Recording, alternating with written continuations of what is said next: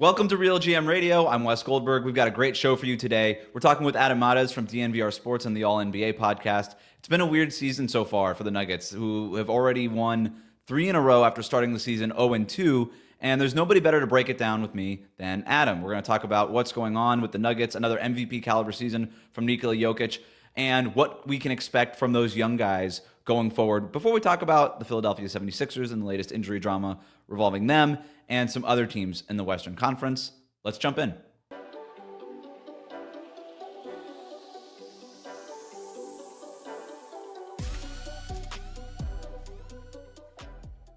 Adam Mares from DNVR Sports. Welcome to Real Jam Radio, man. It's just like old times. It is. The old Locked On NBA crew back at it again. We are recording this a day after the Nuggets beat the Oklahoma City Thunder. They've won 3 in a row. They got their statement win, their first statement win, really, of the season. And this one without Aaron Gordon. He's going to be out multiple weeks with a calf strain. No Jamal Murray, sidelined again after sustaining a concussion last week. But it does sound like he's going to be back soon here. I want to just get straight into it with depth. That's been sort of the biggest concern with this roster. So I do want to start there. The Nuggets got good minutes from Russell Westbrook last night. He was, of course, starting in place of Jamal Murray. But they leaned on their young guys to close that game. Christian Brown, Julian Strawther, Peyton Watson, who came up with the game-saving block, all in that kind of closing lineup. Are you seeing anything different from these younger role players over these last few games? Absolutely. What you're seeing is energy. And, some of this has come about by circumstance with the loss of Jamal Murray and Aaron Gordon. They're sort of foisted into that role. But Calvin Booth had laid this blueprint out a year ago when he talked about this. And he even did an interview with Ramona Shelburne that dropped a week ago on ESPN, in which he had a great quote where he said, oftentimes the talent wins the championship, but the young guys bring the juice. And Denver hadn't really benefited from that, I don't think, last season and in the first few games of this season. But with those injuries, you inject Peyton Watson, who's all over the court defensively, Christian Brown, who's all over the court, even a Hunter Tyson, who's, kind of not an out of the rotation guy, but forced into it now. They just bring energy. And then on top of that, you have Russell Westbrook, who really brings energy. And between all of that, it's almost like Jokic and athletes giving full effort around him. And at least for now, it looks like a formula that's really exciting and is productive. So Christian Brown's been awesome, just flat out great for Denver already. The broadcast had this graphic during the game. Christian Brown and Nikola Jokic on the court together, that two-man lineup, outscoring opponents by 78 total points this season. That's crazy. Him alone, just shooting 46% on threes, still not at sort of the KCP volume, but hey, he's hitting a bunch of them. He guarded Shai Gilgeous-Alexander last night for really important moments, especially in that second half. And he always seems to come up with a big play, like a big rebound or a big, backdoor cut at the right time. He seems like one with that starting five. So that's not really the concern. I don't think it really was ever a major concern. To me, the guy that's been really interesting has been Peyton Watson and sort of the roller coaster experience of him. Like sometimes it just looks like the game's moving way too fast for him.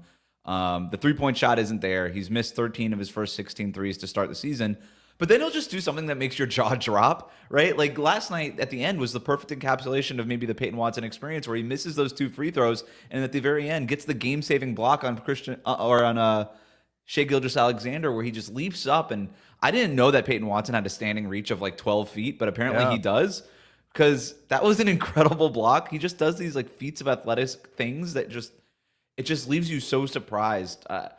He's obviously starting in place of Aaron Gordon and is going to be doing that here for a little bit. But have you seen anything new from Peyton Watson?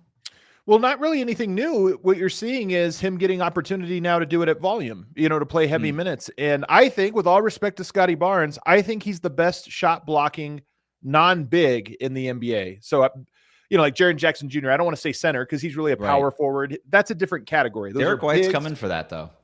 Maybe he is, but Peyton Watson is unbelievable. And even if you go into like second spectrum, the ground he covers, like I think he leads the NBA in blocks over 8 feet of ground covered, meaning like you jump left to right to cover ground and extend. So he just has this ability to close the gap on guys at an incredible rate. And he's getting the opportunity to do that. And when I think about Denver, they've been good defensively for the last several years at positional defense. Keeping, They get blown by a little bit out, but on the perimeter, that hasn't been the case. Christian Brown's helping with that. But I think they've had guys that have done a good job of like walling things off, but they don't generate steals. Russell Westbrook is a defensive playmaker. He disrupts so much. He gets steals. He gets in passing lanes. He sprints, in rotation. And Peyton Watson's another defensive playmaker. He does a good job in one-on-one defense, but he really makes an impact on those help side rotations and just going for steals and blocks and big-time plays.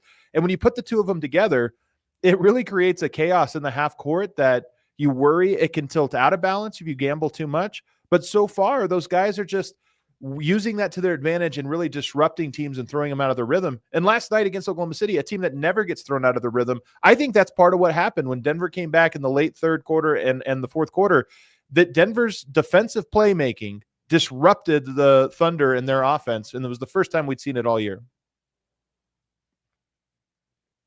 Yeah, 8 steals in the game for Denver. I mean, 15 steals for the Thunder, but that's sort of part and parcel for what you expect from them. But getting 8 to your point for Denver is right, exactly, is huge. I actually thought Jokic held up pretty well in that game and disrupted a lot of what they were doing in the paint, kind of dropping back. And we saw Michael Malone throw out some zone defense and stuff like that. And I guess when you're dealing with some of the injuries and some of the concerns that they had with their depth, I guess if you're Michael Malone, you're just kind of throwing everything out there right now. But I like the point you made about Peyton Watson. When it is sort of a roller coaster ride with Peyton Watson, if you give him more minutes, then you just have more opportunities to experience the highs, right? And so and you're, when you kind of scale his role down, then you kind of turn these guys into, auxiliary kind of catch and shoot guys, which is clearly not his specialty. And so I do think that, look, it was 0-2 to start. They've won 3 games in a row, but that OKC win was their first meaningful win of the season. I mean, and so you get a big win there. And I think when you get these guys out there a little bit more, I suppose the idea would be, it's going to be a little bit rough to start the year, but hopefully by April, by playoff time, these guys will be seasoned. These guys will be ready. I like what they're doing with Julian Strawther too. I mean, he's basically their first sub. Michael Porter Jr. comes out. You put the second best 3-point shooter on the team in for him, or I guess, kind of up there, certainly the best one coming off the bench. And so it just sort of makes sense. And then you get into the second unit that has Michael Porter Jr. on it for spacing. And then Russell Westbrook is usually running with that group if Jamal Murray is healthy. So I think they're starting to figure some things out. They did go Zeke Naji at backup center against OKC. I don't know how much I trust that going forward. Dario Saric was a disaster. So I don't really know that there's a good option there. But that kind of... I do want to talk a little bit more about Russell Westbrook, unless you have anything else on one of those young guys. Well, just real quick on Zeke Naji, you're right. You're right to not trust him. He hasn't done anything to earn anybody's trust. You also said the right thing there, which is that nobody else has either. It's DeAndre Jordan, Dario Saric, Zeke Naji, Vlatko Čančar when he comes back, maybe still some minutes there. I think they need to play Zeke because he's the one guy that you could at least envision him being good. He's never really had an extended runway to kind of fit in. And you were talking about Peyton Watson and what's different about him this year. I really do think it's just minutes. Guys kind of, when you get minutes, you start to figure things out. I would bet against Zeke, but at the same time, it's your best bet. So you kind of have to put the bet there, in my opinion. Can we talk a little bit more about the Russell Westbrook experience? Please. So last night, clearly his best performance in a Denver Nuggets jersey. He goes 29 points on 10 of 15 shooting, made 3 of his 4 3-pointers, 6 assists. My favorite thing about guys like Russell Westbrook, and you can kind of lump Draymond Green into this mix too, is they are left open from 3-point range because they're really bad at taking threes and making them. And then when they do make them, they look at the opposing bench like, "What? This is why you can't leave me open." That's sort of my favorite thing in the NBA. It's because no, we'll just keep leaving you open. It's fine. Like literally, the law of averages. You're gonna make one out of everyone. Like you're gonna make one every once in a while here. And then one last thing on DeAndre Jordan. He might be the one guy that is shown the most who never plays. Like I think he's taken that mantle from Thanasis, where like the broadcast will always pan to him. That's funny. Yeah, on the broadcast. Like the broadcast will always pan to him because he's always doing something funny on the bench. So that's my one thing on DeAndre Jordan. I didn't want to leave that without getting I'm glad you didn't. didn't. It was important. He checked into the game, by the way, not this last game, but the game before against Utah, and got a standing ovation from the crowd. I was so blown away. I was like, man, the Denver Nuggets fans in the arena really like DeAndre Jordan. You really he's so beloved. Like you really understand why the Brooklyn Nets traded Jared Allen to make sure that they kept. You know what I mean? So With Westbrook, though, here's what's Yes. important. So you were mentioning the 3-point shot. I thought his shot selection in the last game was probably perfect. I'm rewatching right now, but in the middle of that, I don't think he took a bad shot. And that would be the first time this year where I felt that way, where it was because usually, early on, it was like 8 bad shots, and you kind of wean it off. But one of the things that I'm cautious with the Nuggets right now is that everyone looks good next to Jokic. Westbrook didn't look very good early on. He looked pretty rough, actually. Some people were saying, is he unplayable? And over the last 3 or 4 games, he's looked good. Well, what's changed? He's playing with Jokic. Murray's out. He's back on the court with Jokic. And I actually love that combination because Jokic has never had a player that's like him in terms of speed. He's phenomenal at getting the ball to Jokic. I mean, it's underrated what a good passer. You think about, okay, he's a good passer, but he's really good at entry passes. Yeah. He's really good at re-entry passes. So he gets it in, defense doubles. If he repositions, he gets the ball right back. He's hit him through tight windows. But the pace that they play with, I pulled up this number, and it's short. We're talking about 100 or 200 possessions right now. So all these advanced metrics are going to be a little off. But Jokic and Westbrook on the court together, the Nuggets are playing at about a 109 pace. When it's Jokic and Murray, it's about a 98 pace. You're talking about an 11 points per 100 possessions different, more sped up when Westbrook's there. And turns out Jokic's great at that. And you play that speed around Jokic, and he's firing passes all over the floor, gets 16 assists. So that's a new wrinkle that we haven't seen. But does that translate when Murray does come back and he's playing fewer minutes with Jokic? That's a big question. I thought Westbrook cutting off of Jokic was phenomenal. I mean, because the 2-man game there is, you make such a great point. Like, Westbrook had some really nice entry passes into Jokic. The reposting, the patience that Westbrook showed, I think, on offense, which I normally not an adjective I associate with Russell Westbrook on either end of the court. Right. But he was cool. He was like, no, we'll repost, we'll do this, we'll play this game. But then they're both sort of isolated on one side of the court, and then Russell Westbrook will just pick the right exact time, the perfect time to just cut right off of him. And when he puts it into high gear, he is still hard to keep up with, especially if you're not maybe expecting it. And everything's on weird angles when you're playing with Denver in a good way, And so it makes it even harder to defend. So yeah, maybe finding more minutes for Westbrook, because it was rough to start. Like I was getting sort of upset with Russell Westbrook. Maybe it's most like I've never been more upset with Russell Westbrook. I think defensively, there's still moments where he doesn't seem interested, and that was even the case last night against OKC. I don't know that that's ever going to go away with Russell Westbrook, but last night was the first time I think all year where I really felt like the positives that he brought sort of outweighed the negatives, and the negatives are just going to be there at this stage of his career. So I think it's the last probably 3 games that he's kind of looked that way, and like I said, I think with Russ, he obviously really trusts and respects Jokic. So when he's on the court, you can tell his energy is get the ball to Jokic. Now, what's the best way to get it to him? And when you get it to him, what's the best way to cut and what have you? And those two have a natural chemistry, in part because he's always looking for Jokic, but also in part because, as you mentioned, the speed and timing on his cuts, he's really good at it. It's not just a reckless running around like a chicken with his head cut off. He picks his spots very, very well and then hits those lanes extremely hard. And if you just vision the court now, 2 guys on Jokic, a double team, which is usually what's happening in the post. That leaves 3 guys to guard 4. And if you're stagnant, even with 4 shooters, you're stagnant around the perimeter. It's, you can space, but guys can close out. The moment you throw a cutter in there, those 3 guys have to react. Who's picking up that guy? When do I step up? All these different things.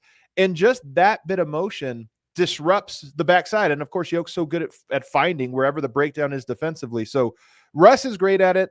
Christian Brown is elite at it. Yeah. And I look at Denver. I know everybody's concerned with them with shooting. So shooting around the perimeter, are they going to be able to space the court? I think cutting is as valuable as shooting when you can finish at the rim. And Denver has had a major upgrade in Russell Westbrook and Christian Brown to their cutting off of Jokic. And then you add guys like Peyton Watson, who I think is starting to figure that out. Hunter Tyson is a very good cutter, even though he doesn't play a ton of minutes. So Denver, I think, has increased their cutting as they have decreased their shooting. So they are last in 3-point attempts per game, but I looked it up because I thought the same thing. I'm like, this team is cutting all over the place. Christian Brown, Russell Westbrook, all these things. According to Synergy, they're number 1 in cuts per game. Right? Not surprised at all. And they're not finishing at a super high rate. They're not poor at it, but there's definitely room to increase sort of the points per possession on cuts for them on some of these stats. Like, they're number 1 in shot attempts at the rim frequency. Like, that all makes sense. And you're exactly, I think we all sort of like, you got to get 3-point shooting up. You got to get 3-point shooting up. Well, if you're not an awesome 3-point shooting team, which Denver's not, But you have this guy like Jokic who's just doing these water polo passes to everywhere on the court from every angle. It almost does make sense to tilt your offense more towards cutting and letting Jokic find these impossible angles and get the ball to guys under the basket. Like that just makes a lot of sense, just sort of intuitively. Another offshoot of it is I believe they're number one in free throw attempts per game, which is not a Nuggets characteristic. They've always been really bad at getting to the line. But I think to your point, they have to become more of a smash mouth basketball team because they don't have the finesse shooting out on the perimeter. They have to kind of barrel towards the rim with those cuts, and those cuts naturally lend themselves to getting fouled at the rim and getting free throws. So Denver, in short order, is starting to reinvent themselves and find a new identity. It looks, similar enough that you can see what it is. It's just more emphasis on cutting than spacing, and it's pretty cool to watch. Yeah, I mean, it's the Jokic identity, right? Like at the end of the day, it's going to be him doing Jokic things. But that starting five right now has a net rating of 7.6, plus 7.6 per 100 possessions. That's better than last year's net rating, which is around 6 And that's points with per Jamal. Game. And that's with Jamal. Yeah. Yeah. It'll be interesting to see how that goes because obviously they got blown out in game one. That lineup was a disaster. So I think since then they've looked good. But again, Murray is the big wild card for the Nuggets because the Nuggets can figure out the other pieces. The margins, I have confidence the Nuggets around Jokic are going to figure out how to make Peyton Watson a player and play to his strengths, not his weaknesses. Christian Brown's been great, all those pieces. The real question is Jamal Murray, and they need a running mate. Russ has been great. You see him last night have one of his best games in 3 years last night playing alongside Jokic. But Jamal Murray needs to be that all-star caliber player, and he's been hurt out the gate, so we haven't really seen a lot of it. But he should be back soon, and it's the number one thing to watch with Denver. It is because he's out now, but he's been hurt all season long. His numbers are down just across the board. He just hasn't been Jamal Murray basically since last season. That includes the Olympics and some moments in the playoffs too. I still am optimistic. I can't. I know that Jamal Murray somehow got easy to hate on and sort of rag on. I don't know how he started doing that. Yeah. It's gone way too far. I still believe in him, right? Am I crazy for that? Absolutely not. I mean, but at the same time, I don't think the people who doubt him are crazy either. I think it's one of those things, like I said, it swung too far because we're sitting in this extended period where he hasn't been impressive. But there were points in the regular season, even late in the regular season last year, where he was extremely impressive, and the Nuggets looked unbeatable. Westbrook's been great, but Murray playing at his top level takes Denver to a whole other level, and we're just waiting to see that, I think. And that's a level that they have to get to if they're going to ultimately beat some of these teams in the West. If I do have one major concern here, and maybe this is something that starts to go away a little bit as that bench gets better, because they do have literally, you could argue, the worst bench in the NBA right now based on, their plus minus. They're being outscored by an average of 4 points per game. They're 29th behind only Utah, who's literally trying to lose games. So, Denver's bench got outplayed by Utah's head-to-head as well. So there you go. That in. No, my main concern right now is Jokic's minutes. I'm sure I'm not breaking news to you here. He plays almost 40 minutes against OKC. He's third in the NBA in minutes per game at 37.9. He's playing 38 minutes a night. Now that includes 2 overtime games, so that's in there. But he's never averaged more than 35 minutes per game. I don't think you want your star players playing almost 40 minutes per game. But can he keep this up? What can Denver do? Because it just feels like they're walking on this razor's edge every time he gets out. Every time he's on the bench, the question is, all right, how long can we afford to do this? And even last night against the Thunder, it's like the Thunder scored 2 or 3 points with Jokic on the bench, and Michael Malone was get back in there with 9 minutes to go in the fourth. Yeah, it was real quick, and so you could see Michael Malone calculating this in real time, and this is a lot of these games for Denver have been really close, and so every 30 seconds feels like it really matters when Jokic isn't in there. I don't think Denver can afford to keep doing this to him all year long for 82 games. And I don't think they can afford not to do that right now to get to 5-3, right? So I think right now it's the balancing act of, I think Denver at some point in this year is going to have to buy rest for him. And maybe it's as simple as just finding load management games, and he's playing more minutes, but you make sure you build in these load management games along the way. Maybe it's as simple as that. What I think is, Denver's just trying to stabilize right now. I don't think your level of exhaustion in November affects you in April, May, and June. I do think it adds up over time. And that's why I think if this continues for the next month or two, then you'll start to be concerned. But my suspicion is right now, Murray's hurt, Aaron Gordon's out. Denver lost their first 2 games. They definitely white-knuckled it after that, worried about just, hey, let's bank some wins because we're in the loser's column now. So I think that there is a level of that, and I expect them to stabilize his minutes a little bit here in the coming month.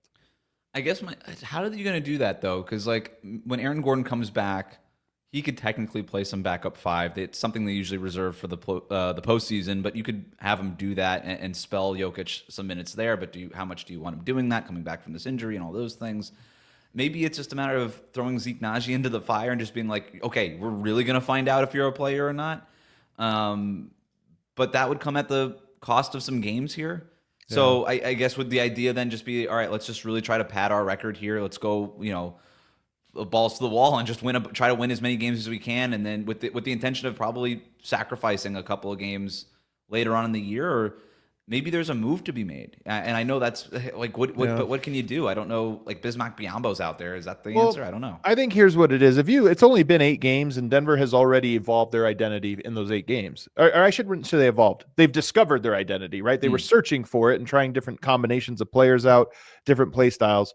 I asked Michael Malone this in the pregame the other day. Didn't really get a great answer, but if you play a lot of minutes, if you give Peyton Watson, say he's going to play 2,000 minutes this year, and if you told me 1,500 of those were with Jokic, I'd say that's great development. He's going to really learn a lot about the game, gain confidence, as have you.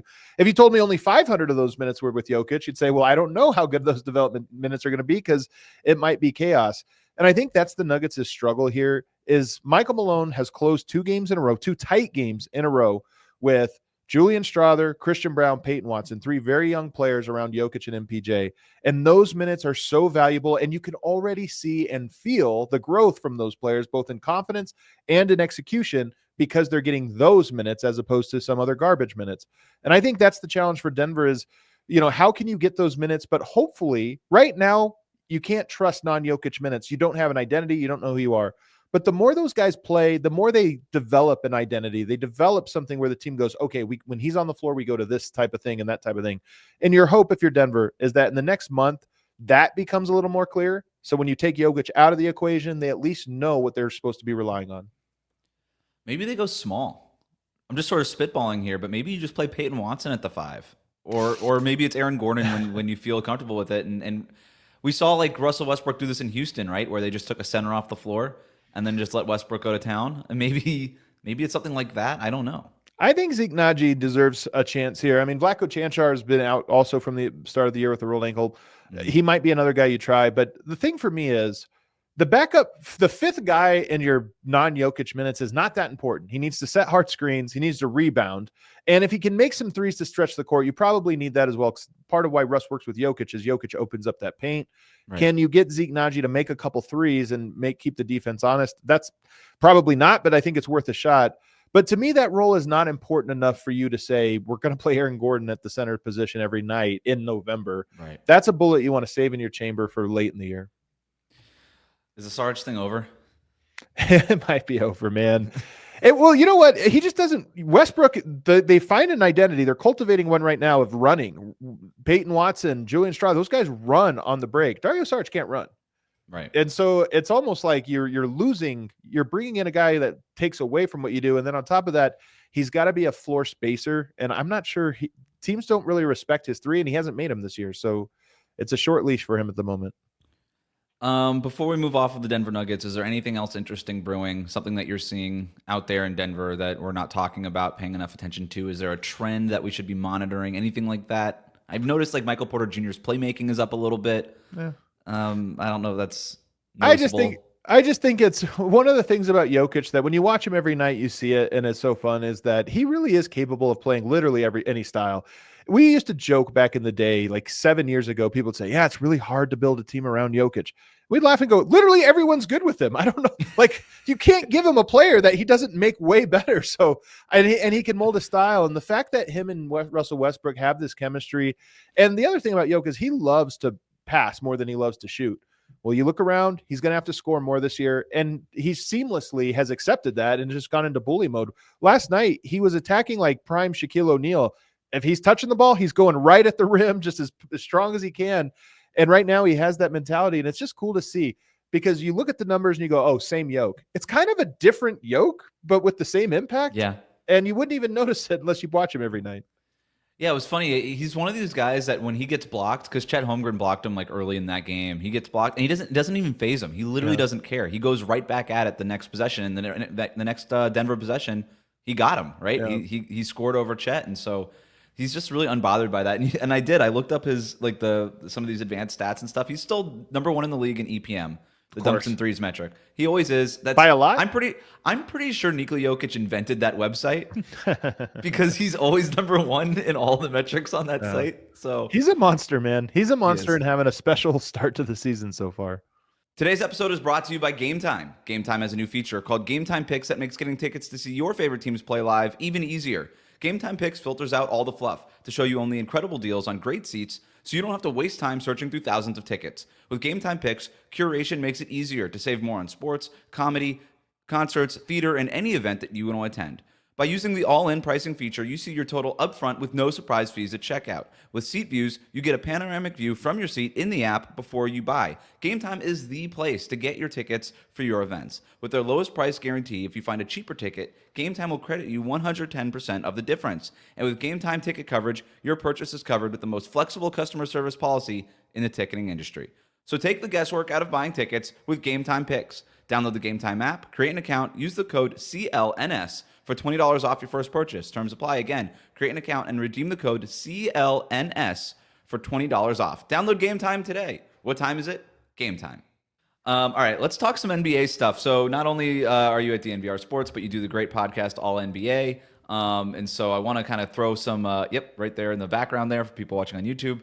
So I want to just throw some teams at you, some topics at you. We'll go through them. But the big news from today, Tyrese Maxey, he's expected to miss multiple weeks with a right hamstring injury. ESPN reported that the Sixers are going to be, no surprise, cautious with this injury and with his return. Maybe perhaps even they might manage it. Joel Embiid's going to be back on Tuesday after serving a 3-game suspension. But because of injuries to him, to Paul George, to now Maxey, the craziest thing is that we're not going to see Philadelphia's 3 stars together. They're much ballyhooed 3 stars together for at least the first 4 weeks of this season. Crazy. When it's all said and done. And probably more, honestly. Like that's a optimistic outlook here. So a big topic coming into the season was how the Sixers were going to manage the health of these stars. But now we were always talking about Embiid and Paul George. Now we're talking about Tyrese Maxey and the management of him. So now he's in that mix. So I know it's early, but they're 1-7. I think by the time these guys come back and they're all playing together, they could be 4 or 5 games under 500, basically a month into the season. That's not, again, I know we're early in the year, but that's not easy to make up that ground, even in the Eastern Conference. So I don't know what else you do if you're the 76ers, because you do have to manage these guys. That was the plan the whole time. But I also don't think that they anticipated being 1-7 at this stage in the season either. They're already 2 games back from, the playoffs, basically, which is, it doesn't sound like a lot, but we're only 2 weeks into the season to be back already. And if you look at it, 1-6, the Bucks and Sixers are at the bottom of the Eastern Conference. It's crazy. Minus 8.6 point differential is only better than the Washington Wizards. Only better. And their record isn't as good as the Wizards right now. It is a real hole. And when you talk about, we all just kind of penciled that trio in for working, but we all know that trios don't always fit on the court the way they do on paper, especially with, I've always criticized Joel Embiid for this one thing, as dominant as he is. Sometimes you're too dominant in a way that's like, hey, you actually need to be working on all things at once. You can win a lot of games, especially in January and February, just mashing the high usage button, right? Just keep scoring. But over the course of a season, you want to be able to do 3 or 4 things really well. And if you only do the one thing that's really easiest for you, at some point, someone's going to shut that off, and then you're not going to have a backup plan. Well, now you talk about, so even when everybody was healthy, I was curious to see that. Is this still just go through and beat every single time, or are you trying to work some 2-man actions with the new guys and with Maxey? But now you look at it and go, now cut out a whole month of the season at minimum, maybe more than that, and you're before you get those reps, and identities start to form, habits start to form, like expectations start to form. So I look at this, and I'm actually pretty concerned for the 76ers. Because as you mentioned, 1-6, I would not be surprised if they go to like 1-9 by the time Embiid shows up. And now, even if you just do the math, they've got to win at like a 65% win pace just to get up to 50 wins. Every game below that, you're talking 47 wins at best. So they're in a hole. So they were at that pace last year when Embiid was as dominant as he was, but that's a different team. It was a different season, and I was a different Joel Embiid, right? Joel Embiid has said, I'm not going to go as hard as I did last season. In terms of minutes played, games played, I just think his effort level is probably not going to be where it was last year when he was pretty transparently going for another MVP award and all these things. Like, that stuff that mattered to him and evidently don't matter to him now, or at least allegedly. Over under 35 games, all three of those guys on the court in the regular season. Like, under, right? Don't you take the under on that? 35 is such a low mark too, but under. I know, it's crazy. And the point you made is such a great one. Last year, and over the last couple of years, teams would scout out Joel Embiid, right? Like, we knew what they were trying to get to, whether it was James Harden getting him the ball, Max getting him the ball. He wanted to get it in that high post and get into that jumper that he likes so much and sort of facilitate from there. And he did add some playmaking dynamics to his game last year, which is what made him so dominant when he was dominant before he got hurt. But it is hard to work guys in. It is hard. Like, how does he work with Paul George? We kind of know what he's going to look like with Tyrese Maxey, but does Paul George just become souped up Tobias Harris standing in the corner, and now instead of doing nothing, every once in a while he attacks a closeout? Because I don't think that's a useful player, sure, but I don't know that that's a different sort of dynamic necessarily. And I think you could pretty much defend that relatively easily. So I don't know. It just feels like the worst kind of year possible for the Philadelphia 76ers. It just feels like everybody started the season except them. And it also feels a little bit weird. I mean, some of the Embiid stuff, there was the investigation. It's just, Denver's running into this too. And that last year they win a championship, and last year they wore themselves out in the regular season and were exhausted. And so they come into the year thinking, all right, we're going to ease into it this year. We don't want to overextend ourselves. But the truth is, in the NBA, that line is really little between, okay, we're burning ourselves out, and we're not trying hard enough, and now we're in a hole. Mm-hmm. It feels like it should be this big chasm, but the truth is, it's just a little bit. And Philly, out of the gate, maybe swung a little too far. Some of it's just bad luck, of course, but maybe swung a little bit too cautious. And now here you are at 1-7, and it's like, oh crap, we burned up our runway. Now we don't have a margin of error the rest of the way. And watch Tyrese Maxey in these games. They are relying on him so much, and that's why he probably got hurt here, is because he was just so overtaxed. And now you're going to be toggling through who's available and when and all these things, and maybe these guys all just sort of separately burn out in their own little silos here, and by the time you get to the playoffs, you're not really where you want to be. That's part of the thing, is like, you want these guys on the court together because you want them to develop the chemistry, but now because you're so behind in the win-loss column, you need those guys out there to make up some ground in the standings too. Like, they have 7 losses, Wes. If they were to win every game between now and Thanksgiving, every game, which of course they're not going to do, they're going to be without all their top 3 guys for the next 3. But if they were to win from now to Thanksgiving, they still would probably be the 3 seed in the Eastern Conference at best. So you look at that, and when you put it that way, if they won for the next 2.5 weeks, they have a hole to dig out of, and it's going to be it's razor thin margins. Support for today's episode comes from Prize Picks. Prize Picks is the best place to get real money sports action. With over 10 million members and billions of dollars awarded in winnings, Prize Picks has made daily fantasy sports accessible to all. You just pick more or less on at least 2 players for a shot to win up to 100 times your cash. Run your game all season long on Prize Picks. Prize Picks is the best way to get on action on sports in over 30 states, including California, Florida, Georgia, and Texas. Prize Picks puts their members first, so all withdrawals are fast, safe, and secure. When my pick hits, I can get my money in as quick as 15 minutes. Prize Picks now offers Venmo for quick and easy deposits and withdrawals into your account this sports season. Sign up today and get $50 instantly when you play $5. You don't even need to win to receive the $50 bonus. It's guaranteed. PrizePicks also offers weekly promotions that can lead to big payouts, like Taco Tuesday. Each Tuesday, PrizePicks discounts select player projections up to 25% to provide even more value for your lineups. Think Steph Curry will get more than 4 3-pointers next week? Anthony Edwards for more than 27 points? Cook up hot takes with your friends and win real money this basketball season when you and your crew run your game on PrizePicks.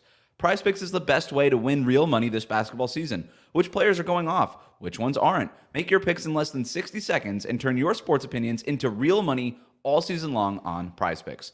Download the app today and use the code CLNS to get $50 instantly after you play your first $5 lineup. Again, download the app today. Use the code CLNS to get $50 instantly after you play your first $5 lineup. PrizePicks. Run your game. I want to go through some of the teams in the Western Conference. So I put them in groups based on their record, and I want us to just rank them inside these groups. Okay. So the first group's the obvious one, the 7-1 teams. So we've got the Thunder, the Suns, and the Warriors. How would you rank those three teams in order? Love it. I would go number one Thunder. I still Yep. think they're phenomenal. Last night, maybe they got exposed a little bit on some little immaturities and weaknesses, but the truth is they can defend like crazy. And they didn't have Arnstein last night, which I think would make a difference when you talk about going up against Nikola Jokic. So them number one, clearly. And I would actually go number two, Golden State Warriors, number three, Suns. I have great respect for all three of these teams, and I think they're all really good. But the defense that the Warriors are playing is unbelievable. I think everybody, you look at them and they're the number three offense, I think number two defense, or maybe number one defense even. But you watch them and you go, okay, they're kind of a two-way team right now. But defensively, what they did to Boston last night, Boston's impossible to guard, and yet they somehow found ways to shut them down for long periods. I think it's sustainable. I think they have the right types of guys there that want to defend, a lot of guys that are out there like excited to defend, and Draymond has them all kind of operating on a string. They're all playing like Draymond in terms of effort and rotation. So I think the Warriors are number two for me. I'm with you. I thought that was going to be my hot take. So, but you beat me to it there. I love what they're doing. And I you're absolutely right about the guys they have. I mean, yes, you have guys who love to play defense. Gary Payton II, D'Anthony Melton when he's healthy and out there. Obviously, Draymond, their entire center rotation. Wiggins is coming along. Kuminga really can get enthusiastic about defense at times. But then you even have a guy like Buddy Hield or Brandon Podziemski or some of these guys who are trying to prove themselves, certainly at different stages of their career, but trying to prove themselves for one reason or the other. Those guys are giving their all. Here's the other thing. You mentioned their defensive rating. They have a defensive rating of 103.8 right now. I think the Thunder are clearly the number one, by a mile, the number one defense in the league. They're giving up 94 points per 100 possessions. It's insane. And that's a lot of people have written and talked about that and how this might be the best defense of sort of the modern era. The Warriors' defensive rating is 103.8. That's still 5 points better than the Timberwolves' number one rated defense last season. Now, small sample, all that stuff, but just they're out to this amazing pace here. And I think they're doing it really interestingly. So Steve Kerr has been basically using 12 guys a night. Yeah.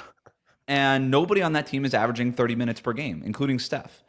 I think that what you're seeing is just, yes, you're getting guys excited about playing defense, and then they can just be excited in these like little spurts. It's almost, strangely enough, for Steve Kerr, an Olympic style of rotation pattern here, where you're just playing these guys in these short bursts, so they're just able to give their all. The Warriors are second in the league in deflections as a team, second in contested shots as a team, and first in charges drawn as a team. That's all that hustle stuff, man. That's what they're doing, and they're out there swarming. You mentioned that Celtics game, like they're just throwing double teams left and right. I think this is working. I think the depth thing, I think Steve Kerr's got a real plan here, and he's talking about how important their defense is, and they're clearly delivering on that. So just to use your metaphor, in this instance, Jason Tatum would be Pat Spencer. Is that right? He's the one guy not playing. Can't find minutes, man. We can only go 12 deep. I can't go to my 15th guy here. Yeah, I like it though, because honestly, it really is what's happening. And here's what's interesting to me about the NBA. When you watch it year after year after year, there's always a new advantage built in. And then a year or two later, a team figures out what the adjustment is to that. And, we saw this with the Warriors, the ball was popping and everything else. And then the Rockets came in and said, okay, well, what if we just switched everything, and all that screening and stuff is negated a little bit. And then there's an echo to that. I think the guard to guard screening action in the NBA is insane. All these teams run five out spacing, guard to guard screen where you could turn the corner unless you trap. And then there's a brief moment when the guard screener just releases and you throw them a quick pass. And the Celtics do this as well as anyone. The Thunder do this as well as anyone. And it generates a lot of driving lanes and a lot of open threes. Well, what you're saying, and I agree with you, by the way, they have guys that are just good at those switches and communication, but also that just play so hard in small doses. So now that guard to guard screen that's so hard, and there's only a second open or a half second open, they're switching those and recovering so quick because their guys are going all out. And you might be onto something about these shorter stints, more guys, because it doesn't matter who you are. We just need you to be able to close out at full speed on that action. And it's working. And what was interesting in that Boston game was that they outscored the Celtics. I had the stat in front of me before. It was like 23-7 in clutch time or something crazy. It's like, yeah, they were fresh at the end. And obviously the Celtics were injured in that. They know Jaylen Brown and missing a couple other people. Obviously still no Porzingis. But yeah, that's definitely part of it. All right, 3 lost teams in the Western Conference. We're going to rank them. This is the biggest group here. The Rockets, Mavericks, Kings, Nuggets, Timberwolves. Rockets, Mavericks, Kings, Nuggets, Timberwolves. Who's number one in that group?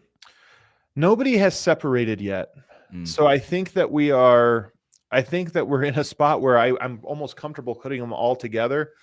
I think I would go Sacramento at the bottom of that along with Houston, just because they're a little bit less proven, although I love Houston. They're one of my favorite teams to watch right now.